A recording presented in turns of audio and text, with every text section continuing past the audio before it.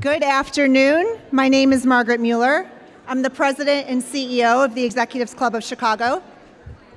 And thank you so much for joining us today for our panel discussing Chicago's tech plan, featuring some of the key stakeholders in Chicago who will help us to understand the steps that are being taken to ensure that Chicago becomes a Tier 1 technology city within the coming years. Before we begin this morning's program, I'm delighted to introduce our head table guests, which includes members of our board of directors and our sponsors. Please hold your applause until all of our guests have been introduced.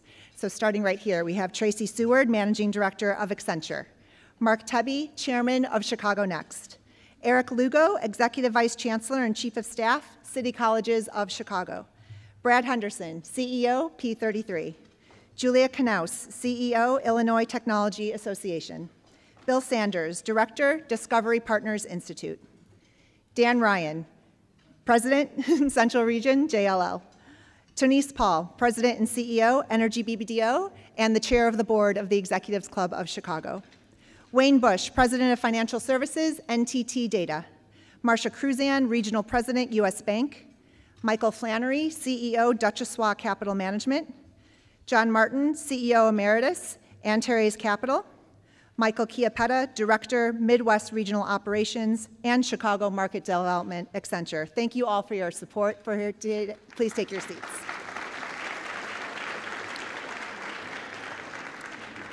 I would also like to take a moment to thank our very generous sponsors, without whose support we really could not put on programs like this for you today. So first, our Platinum Series sponsor, Accenture, our technical sponsor, Shure, and our media sponsors, The Wall Street Journal and the Chicago Latino Network. Thank you all for your support.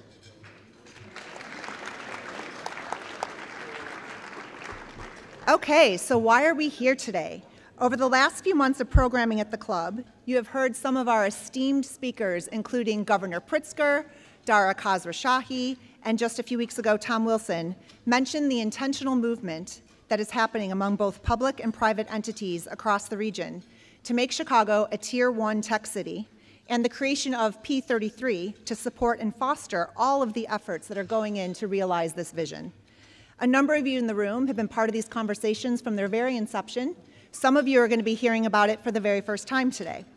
This vision has been referred to by some as Chicago's Burnham Plan for the 21st century. And so as this movement continues to garner support and momentum from the Chicagoland business community at large, the Executives Club and Chicago Next have worked together to bring this program here for you today. Chicago's tech plan is backed by some of the most prominent business and civic leaders, educators, and entrepreneurs across the city and the state. There's a fantastic energy that is working together collectively to make Chicago the next major tech city in the country. And we want all of you, the members of the Executives Club, to be able to hear all of this firsthand and to hear about the leaders who are committed to advancing technological training, finances, resources, and more to lead our city into the future. You're going to hear from academic institutions who are working to attract and train talent for these jobs at organizations like the City Colleges of Chicago. You also have the chance to hear about organizations like the Illinois Technology Association, whose mission is to provide access and advising to tech companies throughout Illinois who are looking to attract talent on all levels. A mission that is very similar to Discovery Partners Institute, a purpose-driven, collaborative research institute helping to revitalize the Illinois economy by reinventing the role of the research university through partnerships working to drive tech-based economic growth and global impact. And we also welcome the new CEO of P33, who will help us all better understand how these fundamental pieces, the training of talent and the investment in technology, have led to the creation of P33 and what we all can be doing to continue to propel Chicago toward 2033 and into a new technological era that will help define the business community. And leading today's discussion is Mark Tebbe of Chicago Next. As our platinum sponsor today, Accenture's commitment both to Chicago's technological landscape and to the Executives Club is commendable. In a few moments, Tracy Seward, Managing Director, will come up to share more about this and to introduce our speakers. So please enjoy your lunch, and we'll be back in about 15 minutes to begin our program. Thank you.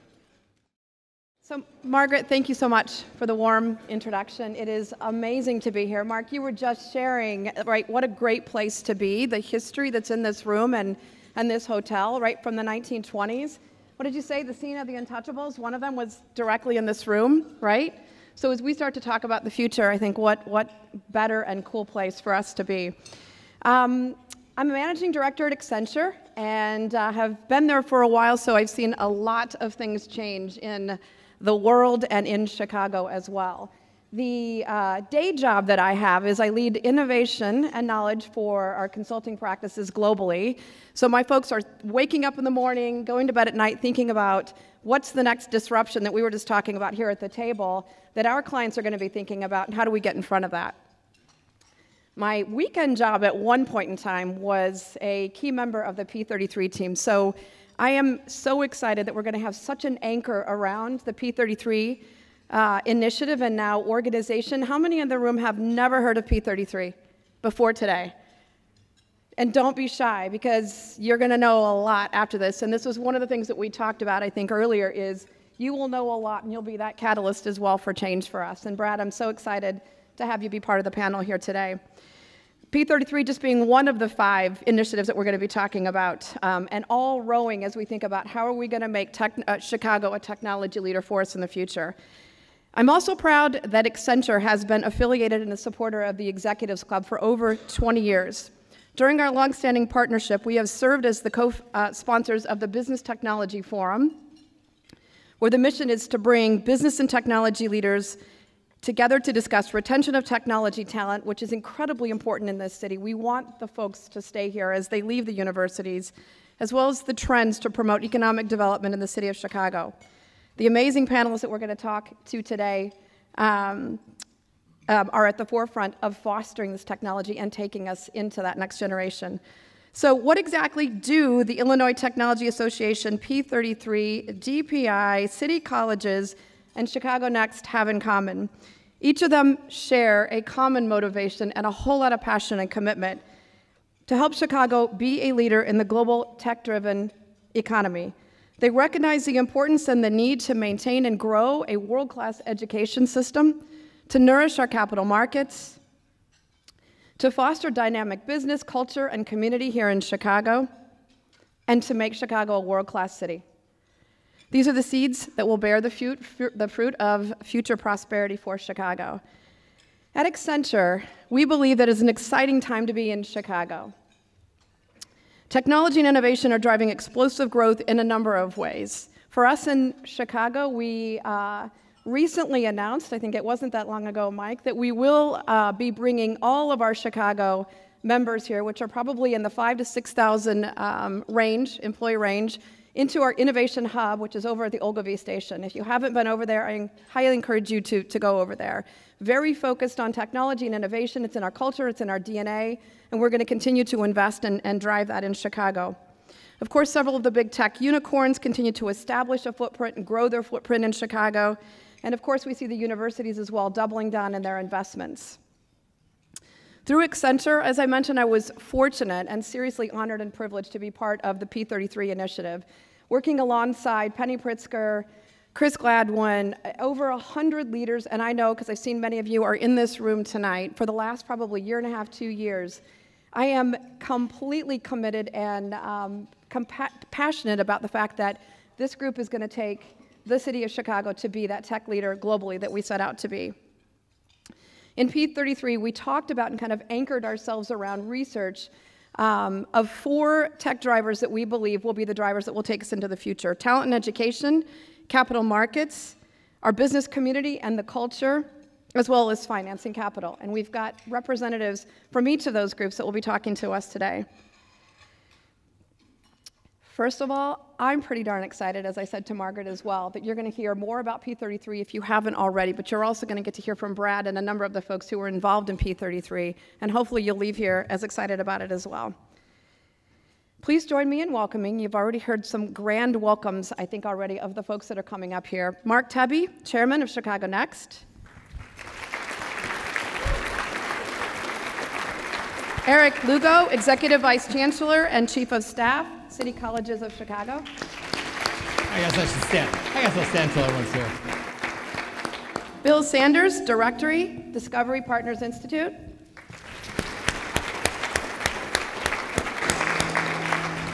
Julia Knaus, CEO, Illinois Technology Association.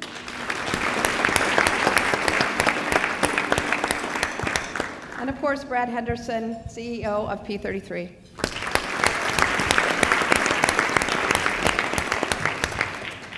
I turn it over to you. Thank you very much, Tracy. Please go ahead and have a seat.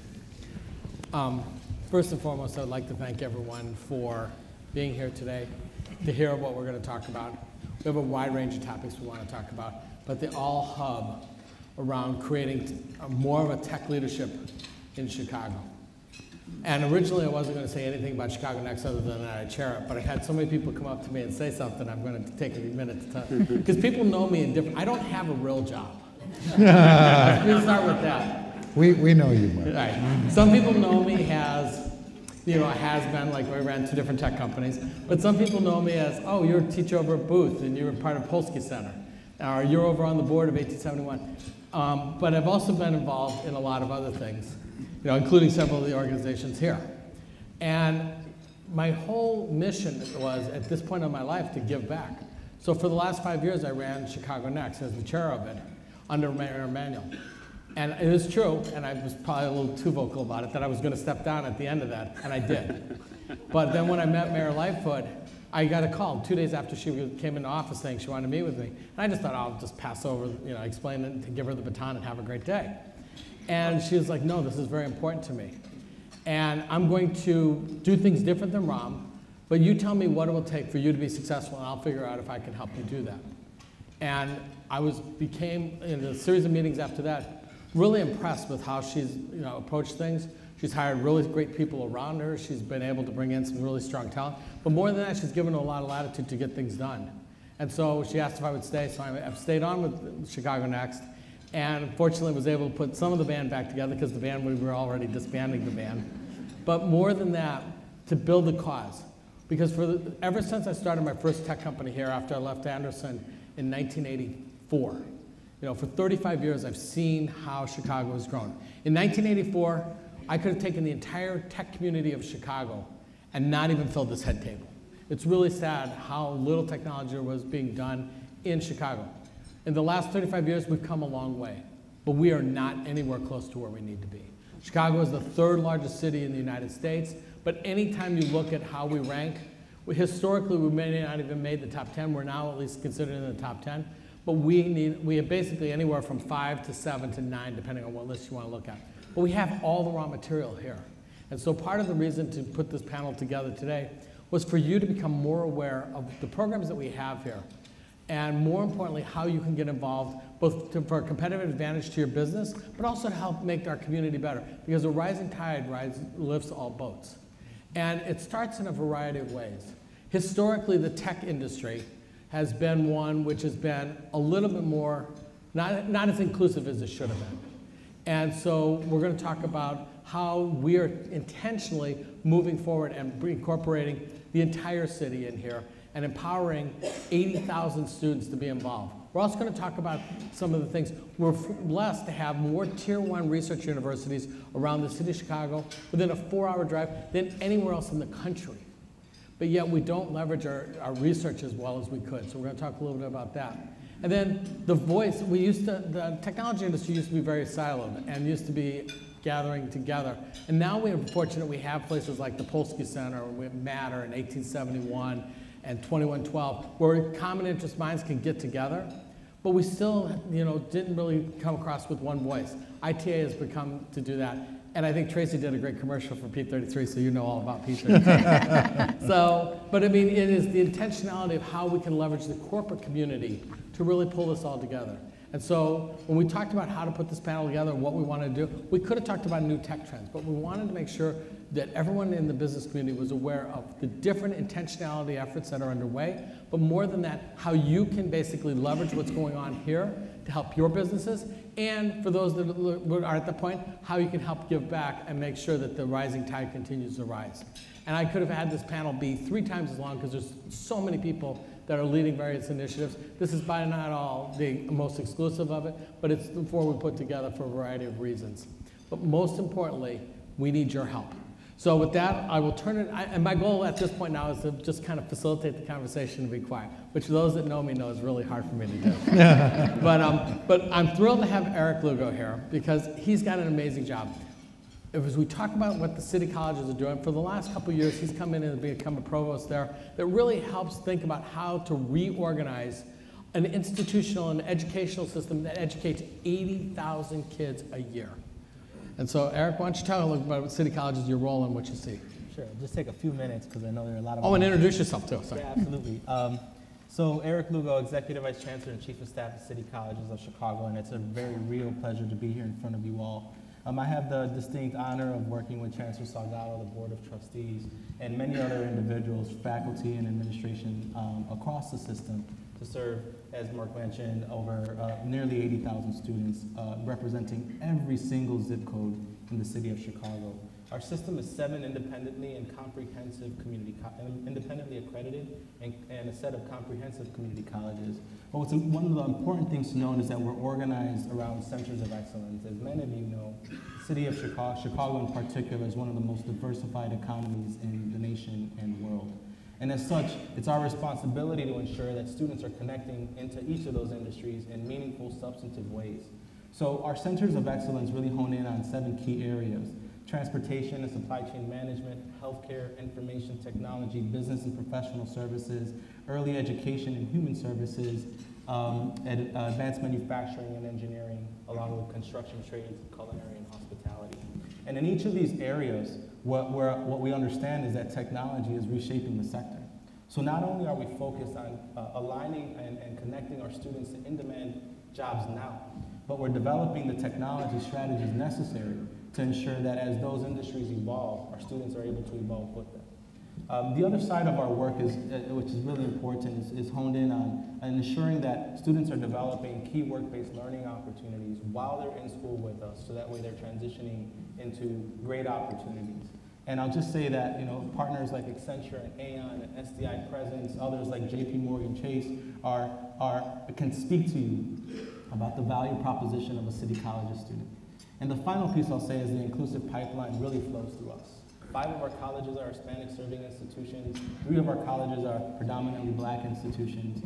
And as we think about the transition to workforce, along with the trajectory into higher education, our work really matters.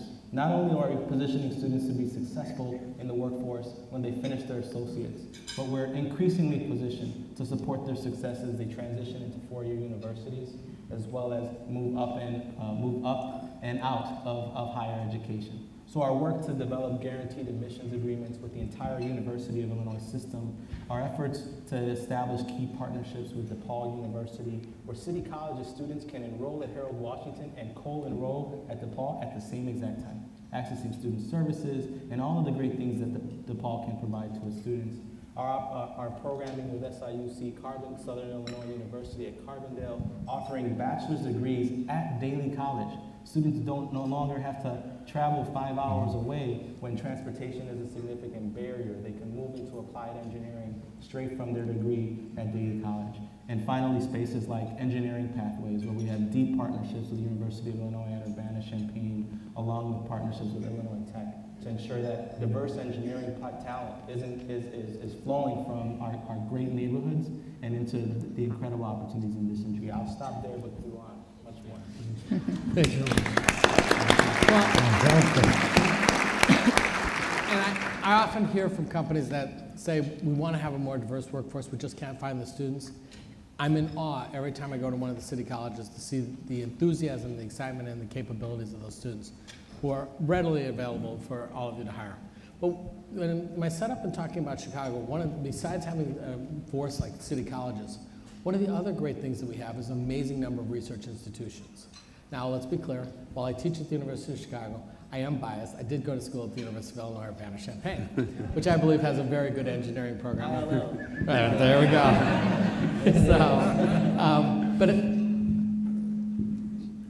There we go. I'll leave it at Mark. But basically, it's always been a strong engineering school, and especially as we look into tech like electrical engineering, computer science. And we've done amazing groundbreaking research. Every time you go watch a movie and you see that the voice and the picture match, that's a University of Illinois invention from the teens and 20s. And you see those type of groundbreaking things every day. But we've never figured out really how to break through and commercialize it. And fortunately for us, one of the things that came forward through the state, both originally pre-Rauner with Governor Rauner and now with Governor Pritzker, has been a group putting together an intentional place called DPI, Discovery Partners Institute. We're fortunate to have the head of DPI here with us, although I'm also sad to report we will be losing him because at the end of the year, he will be leaving DPI to become the new Dean of Engineering at Carnegie Mellon University. So with that, I'd like to introduce Bill Sanders. Thank you, everyone. Mark can talk about that part of the future later, but today we're talking about DPI. So I'm Bill Sanders. I've been a professor for 25 years at that place he got a degree from, the University of Illinois at Urbana-Champaign. I've done a variety of things over those 25 years. Most recently, before becoming the director of DPI, I was the department head of electrical and computer engineering. This is a department with 2,300 undergraduates, 800 graduate students, over 110 faculty. But as Mark said, it's down in this little town in the center of the state. And what we realized was in order to have impact, in order to make sure that what we do changes the world and drives economic impact, that we needed to think much broader. And in fact, although UIUC is a great place, we couldn't do that alone as well. As Mark said, there are a large number of really great tech universities in Chicago, and there are a large number of them around the world. So the vision for Discovery Partners Institute was founded. It was said, do not create another campus, do not create another university to compete with those things, but bring all of the best from the top research universities around the world together, and do that with a very focused mission of economic development, of talent creation, and very focused on bringing that to Chicago. So Discovery Partners Institute was a vision for many years, as Mark said, but a little over a year ago now, it came to life in which there was a first $500 million capital appropriation in order to build Discovery Partners Institute in Chicago itself, and to build a set of, if you will, satellite facilities, things we call the Illinois Innovation Network, to make sure that economic development is spread throughout the entire state, number one, and to make sure that those talents at those various universities around the state really impacted Chicago. So it's a two-way street. So I came on about 15 months ago with the goal to change that vision into a reality. And so you think of us as a very strange startup. I have a startup at TechNexus. I won't talk about that, a little startup. but this is a very different kind of startup. It's a startup that had an incredible seed fund, right?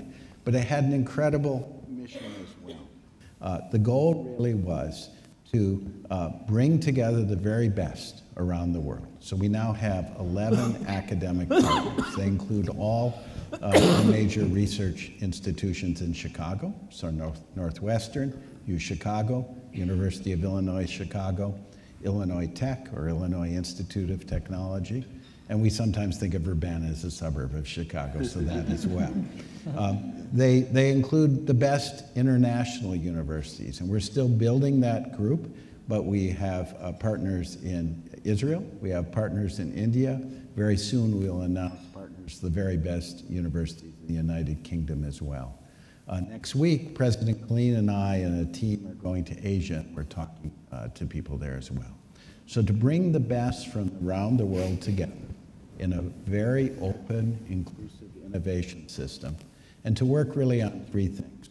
First, on talent creation, talent delivery, and talent retention here in Chicago. So this is one of our major focuses.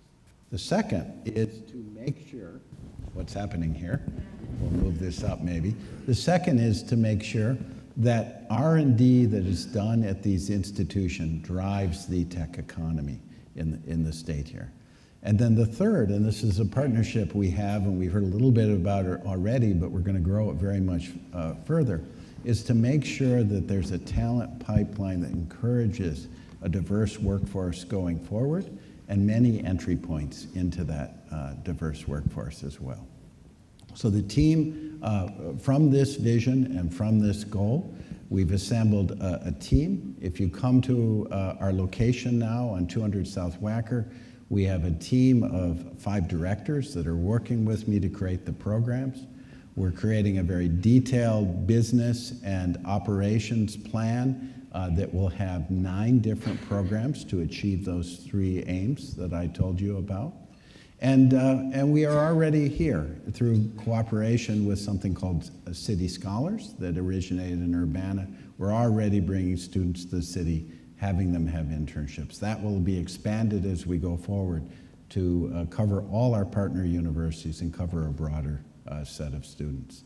I think I'll stop there. I can tell you more, but I'm sure there'll be questions and answers. Thank you very much. Thank you. For those that know the tech industry, historically the tech industry has been kind of distanced from regulation and government and stuff like that. But we realized back, Microsoft kind of led the charge that we needed to become more aware of how to get a voice out there so that we can influence and talk about what's going on from a community point of view. From the beginning here in Illinois, ITA has been that voice. And so Julia, why don't we talk a little bit, introduce yourself and a little bit of background about ITA and your role. Yeah, sure. So I'm Julia Knaus. I'm the CEO of the Illinois Technology Association. We've been around in some way, shape, or form for over 30 years. Started as the Chicago Software Association. I think, Mark, you might have been involved back in those days. But has been in a few different iterations in its current form for about 15 years. So really kind of as Chicago Tech was forming in the state that it is today, ITA has been a part of that. And our mission, our goal, is to grow the Illinois technology scene, and with a heavy focus on Chicago. We do that by supporting our almost 500 corporate members. So members for us are growth stage and enterprise technology companies. Those are companies that have been through maybe their Series A or Series B and on up from there. We have large Fortune 500 companies that are members as well that are looking to plug into the technology ecosystem. We leave a lot of the really early stage startups. A lot of our members are startups in the grand scheme of the world, but we leave a lot of the really early stage stuff to groups like 1871 and Matter and MHub that can really support that very, very early stage. And as they start to grow and are looking for additional resources, they become a member of ITA. We provide a variety of different things, a lot of different things, but we really bucket what we do into kind of 3 or 4 big areas. One is around providing, access to their peers, that idea of being able to learn from those that you know and those that have been there before, around kind of all those fast-growing, scaling kinds of challenges that companies run into. We do a lot around talent acquisition and retention, so we do a lot of professional development, and we do a lot of programs that help our members identify where the great talent is, pointing them in the directions of groups like this and partnering with some of these groups. And then we do a lot around branding and visibility, so help building our members' brands and profiles in the local community and at a national level, as well as Mark mentioned, kind of being the voice for the community in terms of what we need to advocate for and what we need as a community to continue to grow. So that's us in a nutshell.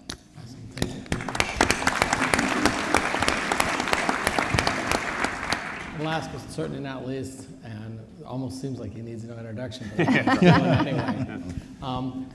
Basically, one of the intentionalities that happened was there was a company here in Chicago called CleverSafe, which was an under-radar company started by a guy who actually grew up in Chicago but went to MIT, came back here, and was a serial entrepreneur. And it was actually his third startup here in Chicago that he created called CleverSafe. And his mission was very simple, to change the way that people use storage. And it was kind of groundbreaking in the like, and he always kept it under the radar screen because it was a very technical sell. A lot of people in Chicago didn't know of it.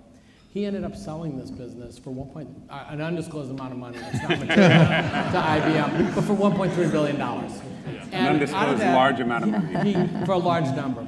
And he basically, at that point, said, he had incubated that business over at IIT, now Illinois Tech, and thought, they've done a lot to get me started. I'm going to give back. So he gave a donation there to help them become, promote the fact of the CS capabilities and programs that they have.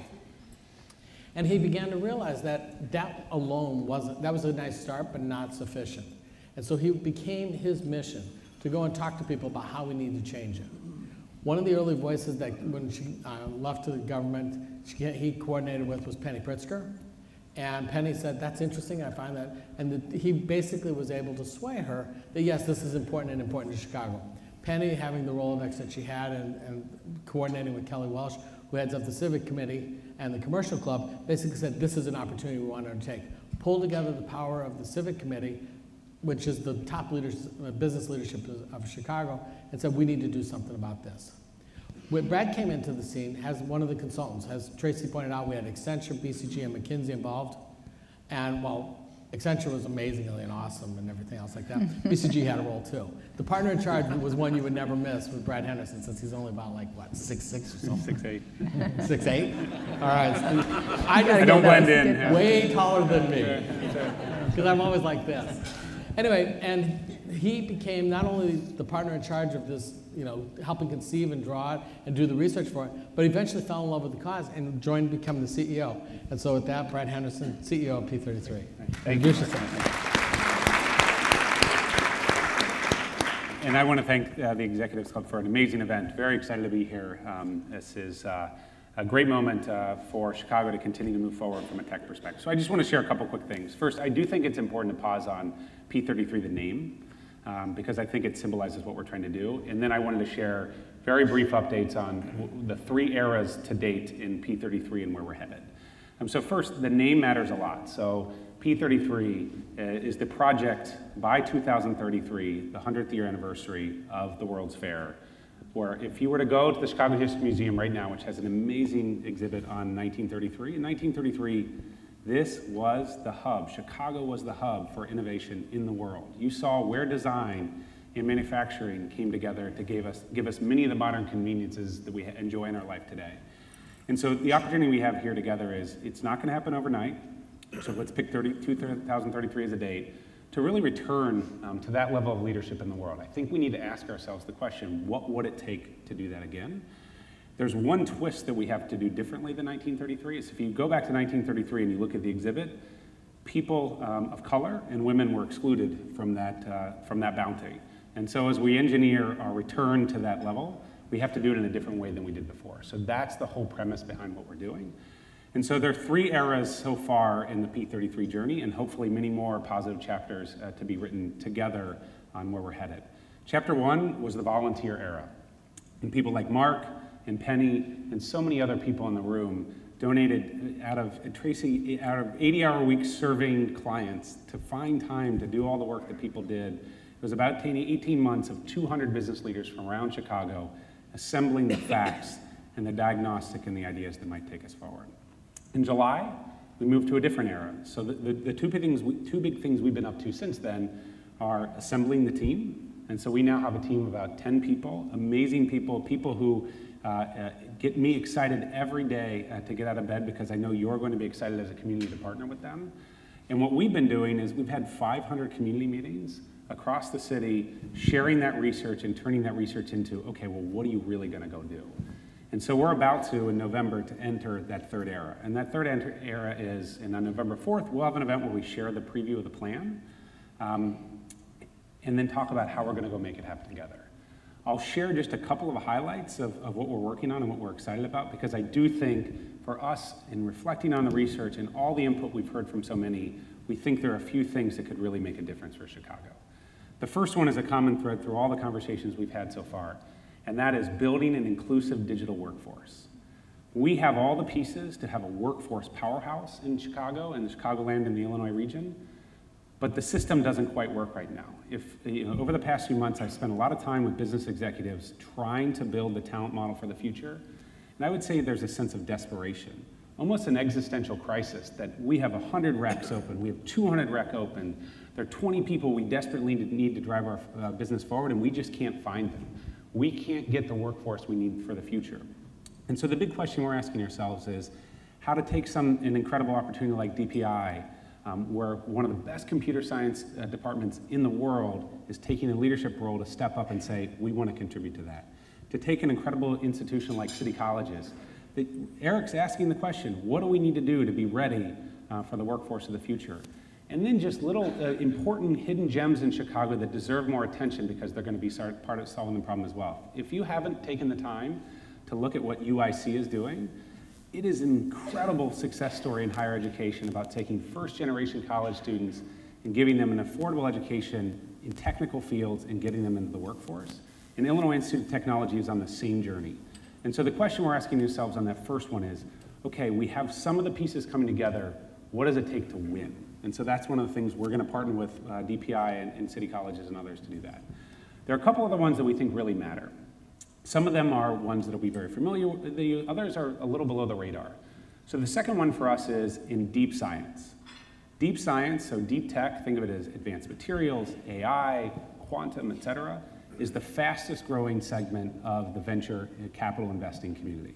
And in Chicago, we have Argonne, Fermi, University of Chicago, Northwestern, DPI, UIUC. We have some of the best science in the world.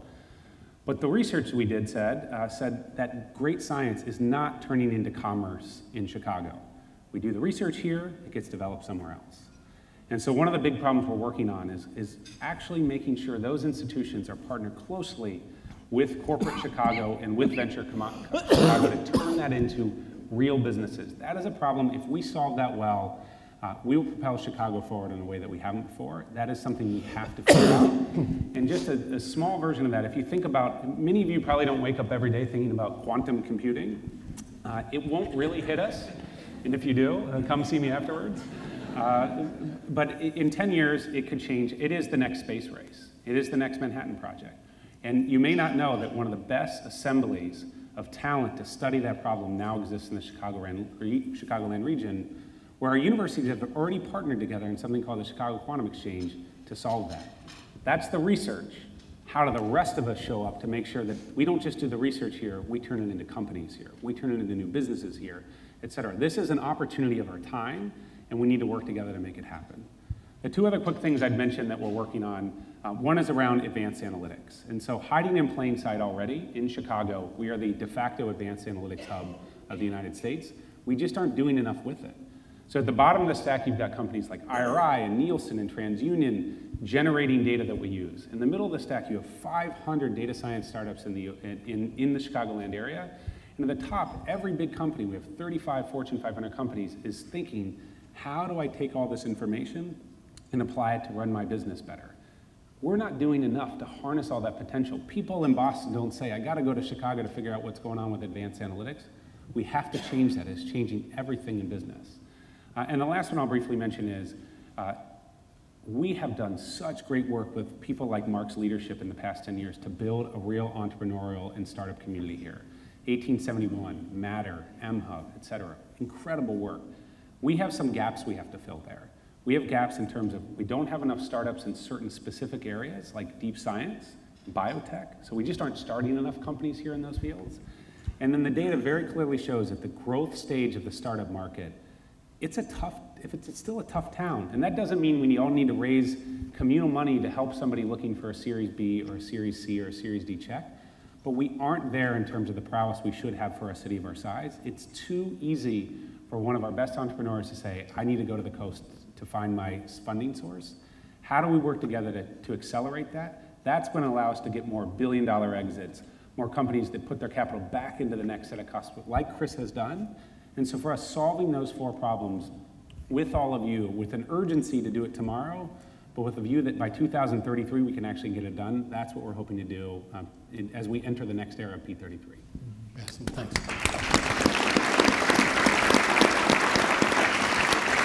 All right. Let me give you the logistics for today. We commit that we'll have you done in here by 1:15. That gives us about a half hour.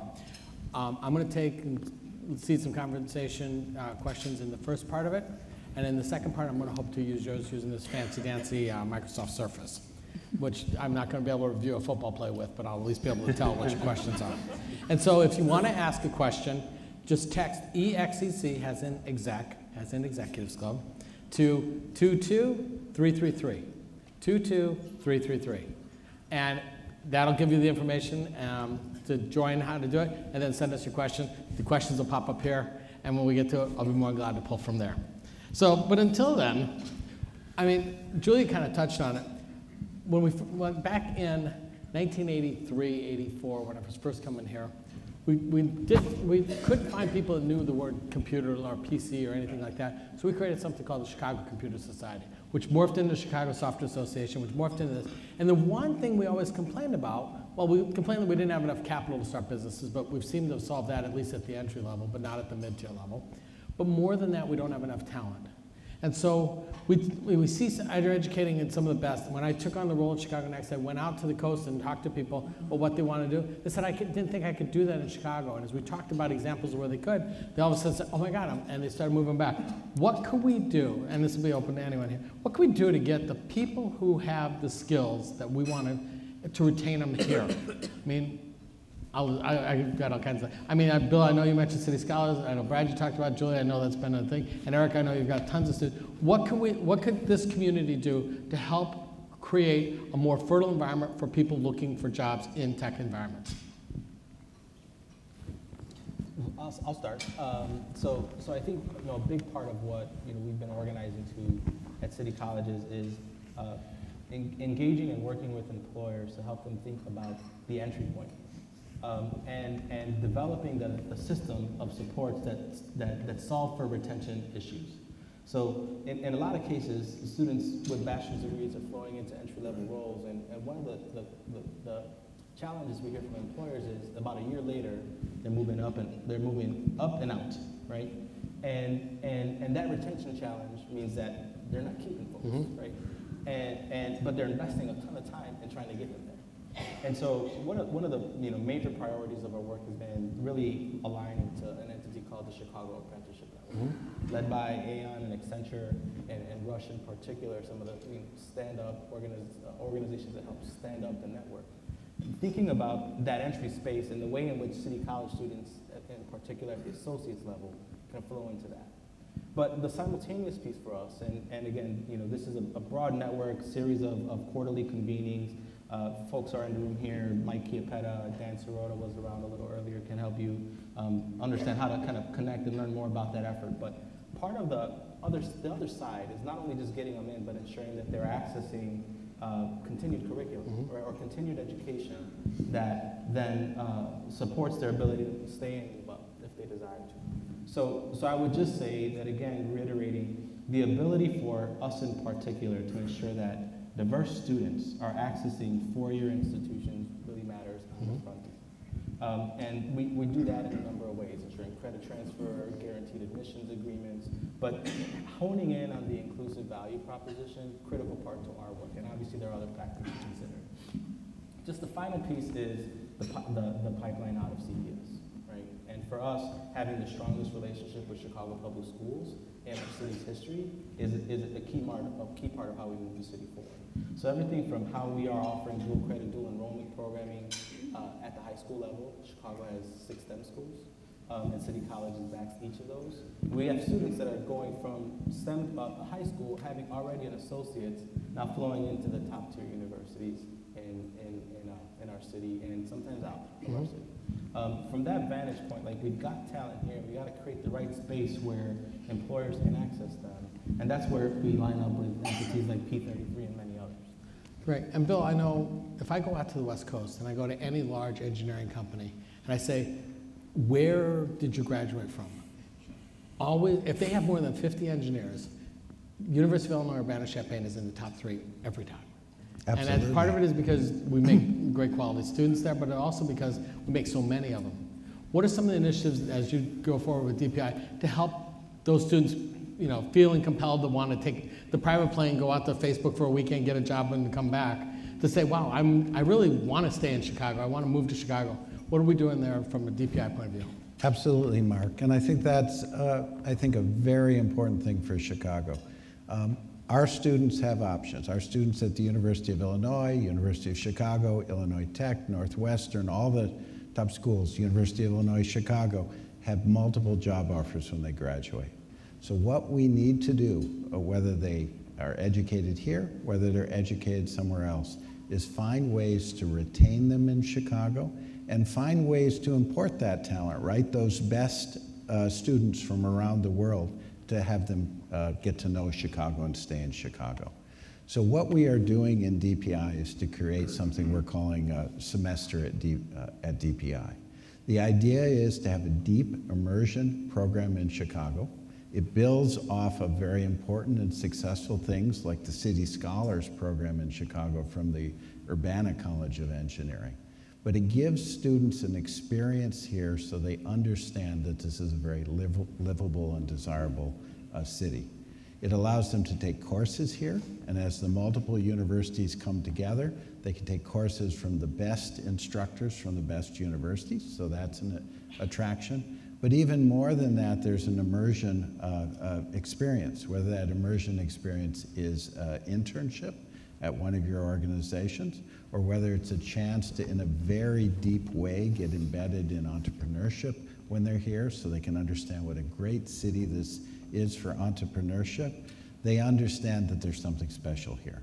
And the third component of the program is really understanding that this is a livable city. So there's a whole set of experiences that are going to be set up in order to do that.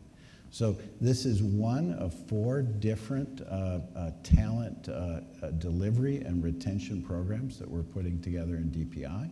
We are also putting together a set of programs in upskilling and reskilling, because as Eric said, and as some of you alluded to, we need to make sure that we keep the good talent, your employees, we keep the good talent here, so we need to make them suitable for those new economy jobs that you have. And there are a couple other programs as well. But the goal really is to, in a very first-class way, get people to understand that there's something special here. You know, we graduate many, many students, as Mark said, that go off to Silicon Valley. In fact, one of our former chancellors said, we put the silicon in Silicon Valley, which is probably true. But the trouble is those students, even though they may get high salaries, they're living 2, 3, 4 to an apartment out there, right? And there's something very different in Chicago, so we just need to explain it to them. And by immersing them in Chicago, and by immersing students even that come from elsewhere in Chicago, I think we can turn that around. So thank you. That's good. I mean, I got a funny story. I've actually, in Chicago Next, one of our goals is to recruit companies to Chicago. We've spent like almost 2 years getting Uber to open up Uber Freight in Chicago and bring the 2,500 jobs here and everything. I met with a company that's bringing 40 jobs here. And I was talking to one of the developers there who's in San Francisco, grew up in the Midwest, moved back here because of the opportunity to open tech jobs. He's like, this is amazing. I have a huge apartment that looks at the water, and I'm paying less than what I was paying for a 1-person in a 5-bedroom apartment where I had to share over the common area, the living room, the kitchen with 4 other guys. It's just amazing what I can get here.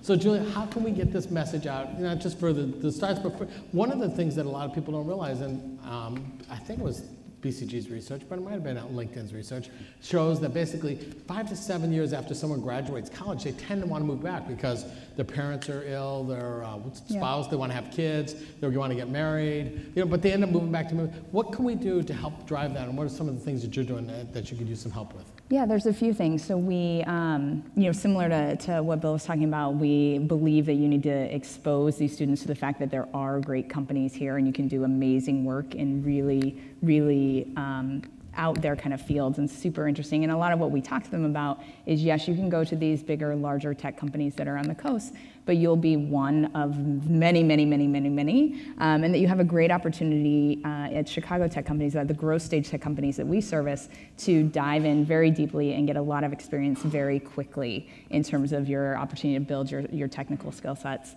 We have a few programs that we run, and then a few things that we do kind of on a more macro level. One of the things that we've been doing for the last 8 years is a program called the Tech Challenge that starts with a virtual coding exam that is open to any university student throughout the country.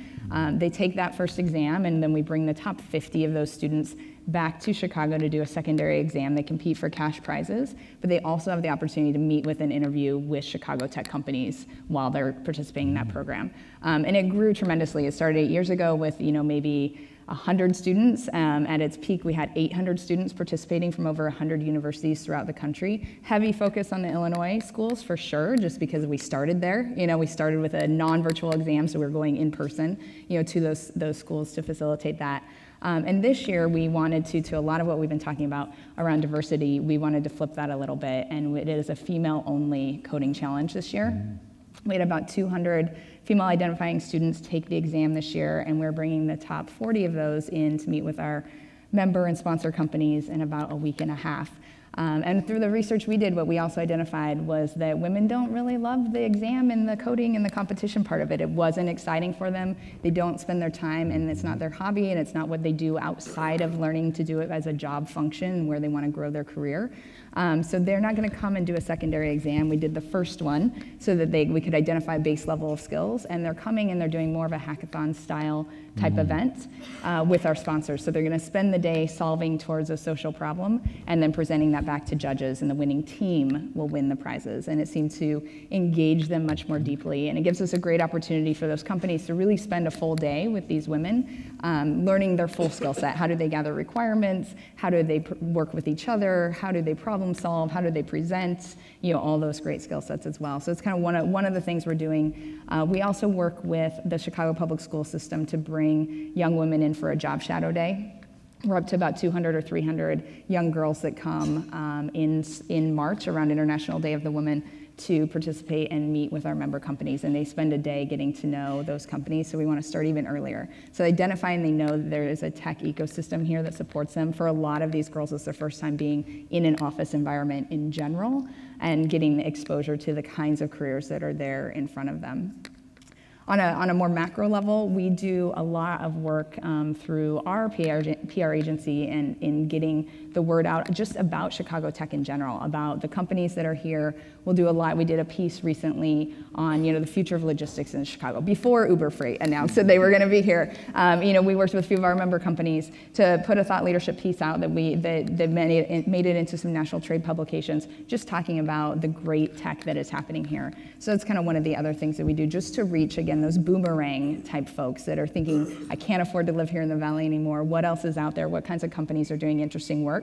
And helping spread that message as far and wide as we can. But even the Uber Freight story is the story of Chicago, because the person who founded it was in Chicago, got hired away to go do logistics at Amazon because he thought it would be an amazingly great challenge, then got pulled into the Valley to do Uber Freight, and now is back in Chicago. So there is a full circle to that. And so it's exciting nonetheless. All right, so I've got a whole bunch of things here from you guys. Let's just pick one. What opportunities exist to connect the efforts you're talking about here with the ones that are focused on some of Chicago's more focused industries, say manufacturing or biomedical? How do they connect with MXD or Matter? Brad. Yeah, so I think it's a fantastic question. In a lot of the work that we're trying to do is cluster specific. Because one of the amazing benefits of Chicago is this wonderfully diverse economy we have. One of the big risks when you have an economy that diverse is your tagline could become kind of good at everything. And that's just not how the world works, right? If you're trying to solve an advanced manufacturing problem, you want to make sure that you're surrounded with leading entrepreneurs and investors in that space, operators and researchers. That's how you solve a tough manufacturing problem. And if you're just doing that by going to the airport and flying to other places, we missed an opportunity as a city. And so a lot of the work that we're doing is very intentional around building the clusters, and whomever asked that question picked two that are exactly two of the right ones to pick out of the 2 or 3 we're focused on. So in manufacturing, we do have the pieces, and we're working hard every day to make sure they're really connected. So if you haven't been to MXD, as an example, MXD is in Goose Island. It is a major recipient of Department of Defense money. It has some of the best corporate partners in the world and universities around the world in there every day solving the hardest advanced manufacturing problems. You couple that with MHub, which is just down the street, which is trying to do more of the entrepreneurship part of that problem, which is how do you create startups in that space? And then you just think about the changes going on in manufacturing in Chicago that says there's a way forward. So everything from Chamberlain partnering with Amazon to think about garage door openers differently, to Caterpillar building their digital business downtown. And so the big opportunity for us in areas like biosciences and in manufacturing is to connect those dots, is to make sure on a good day I can leave MHub, have an idea in my head, go to MXD, think about how I might integrate it into my supply chain, go down the street and have a conversation with Kat on how they're actually thinking about applying digital to their equipment. We should be learning from one another. We're not getting the dividends we need from all those pieces. We're very focused on connecting those dots because we actually have the pieces here to do it. If I could just add, absolutely. In December of last year, we rounded the story, right? So you've got research and innovation happening at MXD. You got entrepreneurial and accelerator incubation happening at NHub. Now you've got pipeline development out of Richard J. Daley College and our new Manufacturing Technology and Engineering Center. $45 million investment in community college to ensure that we've got the best, if not one of the best, advanced manufacturing training spaces in the nation.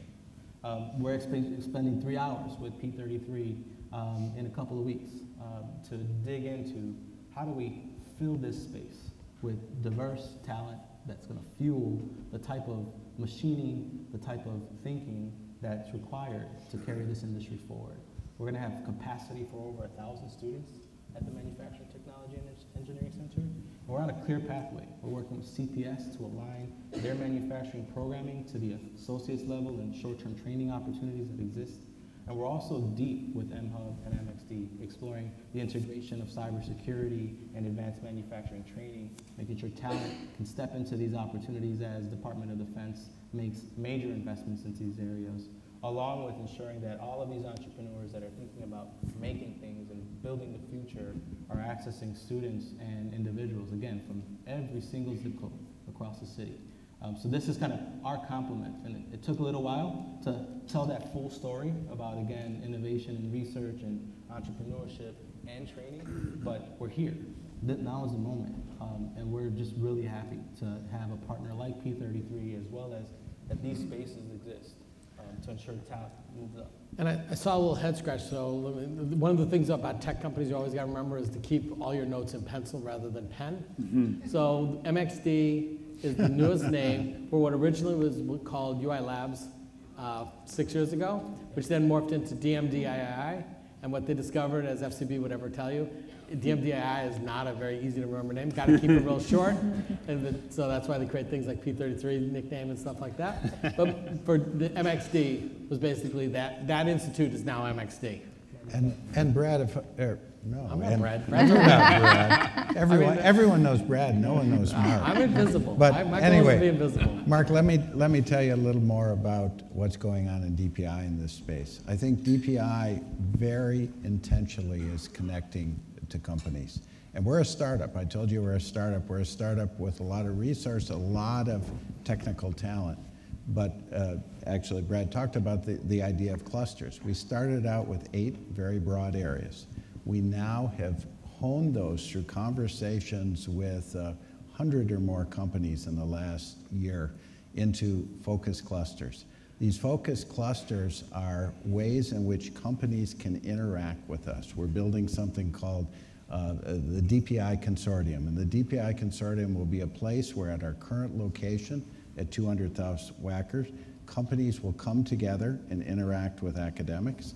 They'll look at what's going on. They'll give guidance to the academics in their work.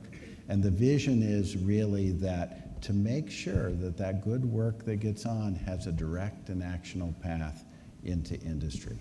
We also have a very large future. We're building, and I know Kurt Bailey is here, we're building a 500 to 1,000,000 square foot facility in the 78. We hope that other companies will join us there in the 78 and work very closely with us, both in their own facilities, but right down the hall from us in the DPI facility. And the idea here is to build a very inclusive in every way, group of companies that work side by side just down the hall from the academics to make sure that that transition occurs. So we welcome you and we encourage you to join us in that. Mark, I just had one quick pile on this. The industry we're talking about here, we're about to make a big mark on the world and truly establish global leadership with all those assets. I'm just going to share a couple of quick examples. The Ford plant in the south side of Chicago is now their most advanced plant. They just put $5 billion into it. Rivian is going to be one of the leading electric car makers in the country. That's going to be built in Illinois. Amazon just gave them an order for 100,000 vehicles. And one of the things that was in the paper the other day is the relationship that U of I and DPI is going to have with Foxconn. $100 million on Industry 4.0. If you've ever been to a Foxconn plant. Just announced on Tuesday, and that's just, there's about over $400 million of private investment now in DPI. And so if you just think about Foxconn as an example, if you go to one of their plants, when it comes to advanced manufacturing, it's one of the best in the world. They chose Illinois to build out their advanced research. We're not playing small ball on a topic like this. We have the ability to really win if we work together. We are so close on this one. We could be the leader for the fourth industrial revolution with just a little more work.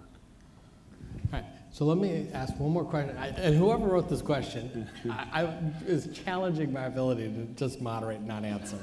So if we're having such a hard time finding talent, why attract companies like Uber Freight? What impact does that have on the ability of local companies to attract and retain their talent? I can I start. knew you would, Julia. I'll start because I talked to our members about. I mean, this was a big deal. This was our members came to us, you know, frantically freaking out about the fact that like these bigger companies come here and what does that mean for them? And we calm them down and we say, you might have a short-term pain. You very well may have a short-term pain. But if you think about the long-term game for the city and what that brings, the tenure of people and how long they stay at an organization, we all know no one's going to Uber Freight and staying for 20 years. They're going for 2 or 3 and then likely looking for their next opportunity. So the fact that we can bring more of these organizations to Chicago and people don't need to leave the state of Illinois to work for these sexy tech companies that they want to work for means that they're still here. It means that they start their families here. It means that they get committed to the city. Yes. It means that they learn all about how great the city is as a place to live and work. And in the long term, it will be a huge benefit in terms of the talent that's drawing here. But it could be a short-term pain. And we also encourage them to think more broadly, as these guys have both talked about where you find talent. We're going to deliver the talent, right? So. About where you find talent and where that talent is, that not all of we're always encouraging our members to look beyond the top 10 schools for talent, because you're going to find it there, and to think about your jobs a little bit differently than you might think about them today, and how you can parse work to be able to separate that work into different kinds of job functions that allow you to hire differently as well. I mean, I know Bill's seen it because 30% of City Scholars were going to stay in Illinois, 70% were going to leave. But through the City Scholars program, they've inverted it. Yep. 70% are staying here because they're like, oh my God, I didn't know such cool jobs were here. Bill, what else do you have thoughts on? Oh no, I think it's just what you said. I think that by building a attractive ecosystem of companies, right? That's what it's all about. By building that attractive ecosystem of companies, we will keep people here. By doing it in our own way, right? By doing it in Chicago's way, not to replicate Silicon Valley. As Brad said, we have to be very inclusive about how we do this. We create an environment that, yes, people will move around, but people will really be attracted here, whether it comes from the city colleges, whether it comes from a partnership between the top research universities and the city college, and that's a partnership we're growing. We're going to convince people to stay here. So I think that is the path forward. Yeah, and I just would final point on this is absolutely thinking differently, right? About where you're do going. it our way. We might have challenges in connecting to the talent, but we also have real challenges at a neighborhood level and how talent connects to those opportunities. And when you think about that ability to jump from in mobility, when you think about the opportunity to accelerate innovation or think differently about specific types of industry, all of that's getting missed out on. And so, without if we stay on the current trajectory, then yes, there will be short and long-term challenge. But if we operate a bit differently and think about the pipeline and the pathway to higher level opportunities, but thinking differently about who we talk to about the entry opportunity, then we're going to move in a number of ways. There's going to be a lot more economic productivity for the company, and there'll be a great deal more opportunity across the entire city. Thoughts on it, Brian? I think it's very well said. The only thing on the Uber Freight that's also important is how many of these conversations for mid-level executives are dual family conversations. And so I think that's a part of the story that Chicago undertells, is the diversity of our economy becomes a great asset in dual family conversations. And we just don't tell it very well. And so it may be that the woman is leaving San Francisco to join Uber Freight because she's excited about the opportunity, and therefore established company B is worried their chance at that incredible talent has been diminished. But she may move here with her husband, who actually is excited for that opportunity. And so we need to think a lot more about not just one person making a decision, but families making the decision. And so thinking that, I totally get the concern. I mean, they're probably really good people who are going to leave their company and apply to Uber Freight. But I think it just adds diverse opportunities for families in Chicago to have 2 people work and make it work.